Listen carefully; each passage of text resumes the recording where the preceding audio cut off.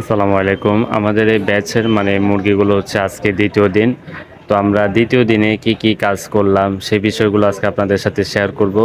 যাতে করে আপনারা আপনাদের খামারে যে মুরগিগুলো আছে সেগুলো কিভাবে লালন পালন করবেন তা আপনি স্পষ্ট বুঝতে পারবেন। বা যারা আপনারা মুরগি পালেন সে সম্পর্কে একটা ভালো আইডিয়া হবে, আপনারা মুরগি পালতে পারবেন। তো হচ্ছে ব্রুডার আজ হচ্ছে দ্বিতীয় দিন, মুরগির বয়স হচ্ছে আজকে দ্বিতীয় দিন। তো আমরা সকালবেলায় ভোরবেলায় চলে যাই খামারে এবং যাওয়ার পর হচ্ছে আমরা প্রথমে হচ্ছে খাবার পাত্রগুলো দেখি যে আসলে পানি আছে কিনা। তো আমরা কয়েকটা পাত্রে পানি পেয়েছি এবং কয়েকটা পাত্রে আমরা পানি পাই নাই।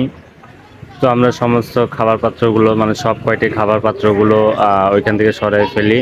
ফেলার পর হচ্ছে আমরা জীবাণুনাশক প্রথমে স্প্রে করি, জীবাণুনাশক দিয়ে 10 মিনিট পানির পাত্রগুলো আমরা ভিজিয়ে রাখি। এরপর হচ্ছে পুনরায় ভালোভাবে ধুয়ে আবার হচ্ছে মুরগিকে দিয়ে দিই।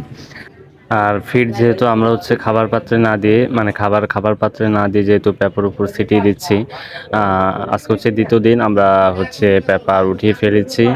আর পরবর্তীতে হচ্ছে আমরা খাবার পাত্রে খাবার দিয়েছি মুরগি বাচ্চাগুলোকে। এরপর আমরা দেখলাম যে আমাদের ব্লুডারের তাপমাত্রা ঠিক আছে কিনা। যেহেতু কারেন্ট চলে যায় সেক্ষেত্রে হচ্ছে কারো যদি সুযোগ থাকে আপনারা জেনারেটর ব্যবস্থা করে রাখবেন, যাতে কারেন্ট গেলে জেনারেটর ইউজ করতে পারেন। কারণ হচ্ছে ব্লুডারের সবচেয়ে গুরুত্বপূর্ণ বিষয় হচ্ছে আপনার তাপ। হিট যদি আপনি ভালোভাবে ব্রুডারের মুরগির বাচ্চাগুলোকে না দিতে পারেন, তাহলে ব্রুডার পরবর্তী সময় 7 দিন বয়স হবার পর দেখবেন যে মুরগির বাচ্চাগুলো নানা রকম রোগাক্রান্ত হচ্ছে। তো সঠিকভাবে যদি তাপ দিতে পারেন তাহলে মুরগির বাচ্চাগুলো রোগবালাই কম হবে এবং মুরগির রোগ প্রতিরোধ ক্ষমতাও বৃদ্ধি পাবে। সহজে অসুস্থ হলে এবং তাড়াতাড়ি সুস্থ হয়ে যাবে।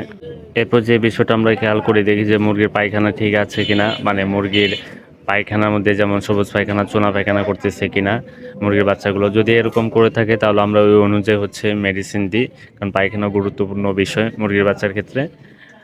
তারপর হচ্ছে আমরা সকালবেলা হচ্ছে পানির সাথে মুরগির বাচ্চাগুলোকে দিয়েছি হচ্ছে লাইসোভিট আর হচ্ছে থায়াবিন। আর আমরা রাতের বেলা দিয়েছি হচ্ছে আপনার ডক্সিবেট আর হচ্ছে সেফাওয়ান বেট, অ্যান্টিবায়োটিকগুলো। লাইসোবিট দিয়েছি, আপনারা অনেকে জানেন যে লাইসোবিটা থাইবিনে কী কাজ, তারপর বলে দিচ্ছি। আমরা লাইসোবিট দিয়েছি মুরগি যাতে দুর্বল না থাকে এবং দুর্বল থাকলে যেন সবল হয়। আর থাইবিন দিয়েছি যাতে মুরগির পা বাঁকা, হাড় বাঁকা না হয়, সেজন্য আমরা থাইবিন দিয়েছি। থাইবিন হচ্ছে ভিটামিন B1 B2 কমপ্লেক্স। আর হচ্ছে আমরা দুপুর এবং রাতে দিয়েছি অ্যান্টিবায়োটিক ডক্সিবেট আর সেফাওয়ান বেট। সেফাওয়ান বেট হচ্ছে নাভি শুকাতে সহায়তা করে, আর হচ্ছে ডক্সিবেট হচ্ছে যদি মুরগির জ্বর ঠান্ডা কাশি থাকে, ঠান্ডাজনিত যেসব রোগ আছে সেগুলো কিন্তু ভালো হয়ে যায় ডক্সিবেট দিলে। তো আশা করি বুঝতে পেরেছেন সবাই। তো এরকম ভিডিও পেতে ফেসবুক পেজটি ফলো করে দিবেন এবং ইউটিউব চ্যানেলটি সাবস্ক্রাইব করে দিবেন এবং ভিডিওতে লাইক দিয়ে পাশে থাকবেন।